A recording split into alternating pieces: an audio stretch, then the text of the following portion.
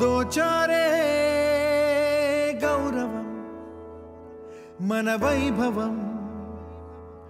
మన కళ్ళ ఎదుటే దోచారే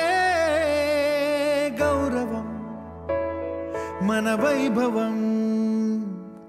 మన కళ్ళ ఎదుటే సంకల్ప దీక్షతో అంతా సన్నద్ధమే पर्जन्य गर्जने गगनमने विजयी भव विजयी भव गगनमने विजयी भव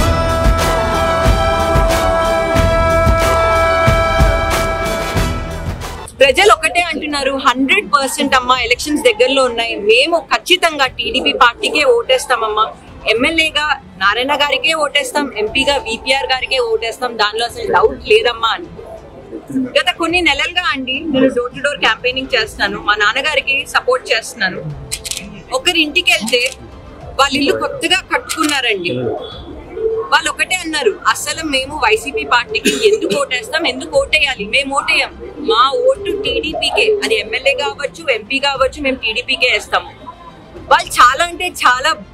బాధ స్థితిలో ఉన్నారు బాధలు చెప్పుకుంటున్నారు ఇసుక టీడీపీ పార్టీ ఉన్నప్పుడు అండి ఫ్రీగా ఉచితంగా లభించేది కానీ వైసీపీ పార్టీ వచ్చినప్పుడు ఇసుక ధరలు పెంచేశారు అసలు ఉచితంగా లభించే ఇసుకని ఈ రోజు ధరలు పెంచి అమ్ముతున్నారండి ఒక ఇసుక లారీ కావాలంటే 40,000 రూపాయలు కట్టాలి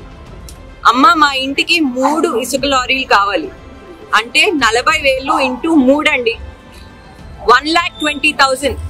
1,20,000 రూపాయలు కేవలం ఇసుకకు అయిందమ్మా మేము అసలు వైసీపీకి ఎందుకు వేస్తాం ఎన్నో ఇబ్బందులు పెట్టారు మేము అసలు నిరుపేదలము మాకు అసలు తాగడానికి మంచినీళ్ళు ఇవ్వట్లేదు పెన్షన్ అసలు రావట్లేదు అసలు మేము ఎలా బతుకుతాం అనుకుంటున్నారు అలాంటి వైసీపీ పార్టీకి మేము ఎందుకు ఓటేస్తాం మా ఓటు 100% టీడీపీకే అని చెప్తున్నారండి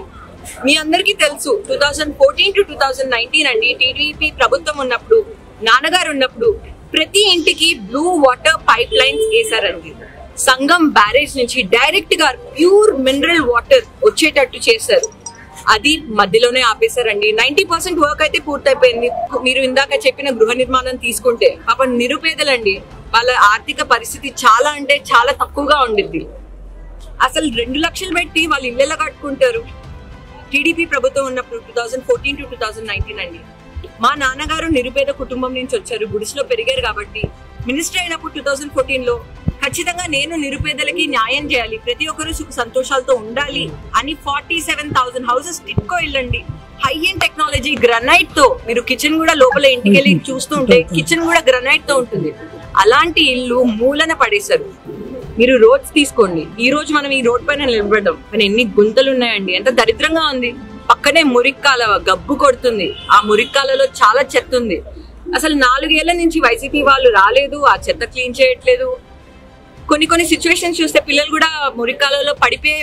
కూడా ఉన్నాయి మీ అందరూ గమనిస్తున్నారు పార్క్స్ తీసుకోండి పార్క్స్ ఎంత అద్భుతంగా చేశారండి మా నాన్నగారు రాకముందు 2014 లో మినిస్టర్ గా అసలు పార్క్స్ అని ఉన్నాయా నెల్లూరులో లేవు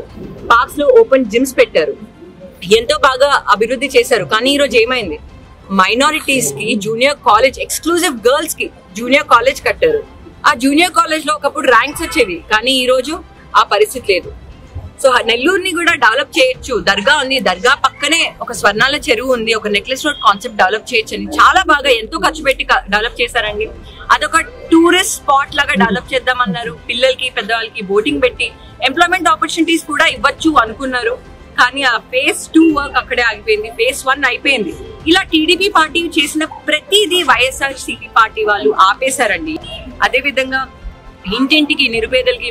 ప్రతి ఒక్కరికి 3 గ్యాస్ సిలిండర్స్ ఇస్తారండి అండ్ ఎంతమంది బిడ్డలు అయితే ఇంట్లో చదువుకుంటున్నారు 15,000 రూపీస్ ఇస్తారు అదే విధంగా 18 years దాటిన మహిళకి 1,500 రూపీస్ అండి ఇలా ఎన్నో పథకాలు ఉన్నాయి ఇంకా మీ చేతిలో ఉందండి May 13th ఎలక్షన్స్ మర్చిపోవద్దు ఎమ్మెల్యేగా నారాయణ గారికి బ్యాలెట్ బాక్స్ లో 3 నొక్కండి అండ్ అదే విధంగా విపిఆర్ గారికి 2 నొక్కండి నొక్కుతారు అనుకుంటున్నాను మన టీడీపీ పార్టీని అభివృద్ధి చేద్దాం నమస్తే సైకిల్ గుర్తుకి ఓటేద్దాం నారాయణను గెలిపిద్దాం